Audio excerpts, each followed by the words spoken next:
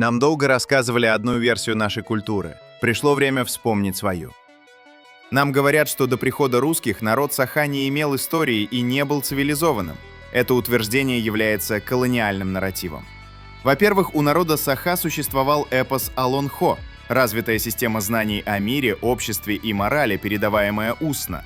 Помимо устной традиции, наши предки использовали знаковую и руническую символику для фиксации смысла и культурной памяти. А археологические данные и вовсе подтверждают, что Саха владели металлургией и производили керамику со сложными орнаментами, что еще раз доказывает, что наш народ имел развитую культуру и хозяйство еще до прихода русских. Отрицание наличия у нас цивилизации используется русскими как оправдание колонизации и культурного подчинения.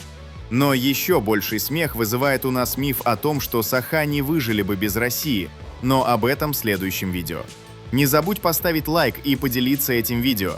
Пусть больше людей узнают правду.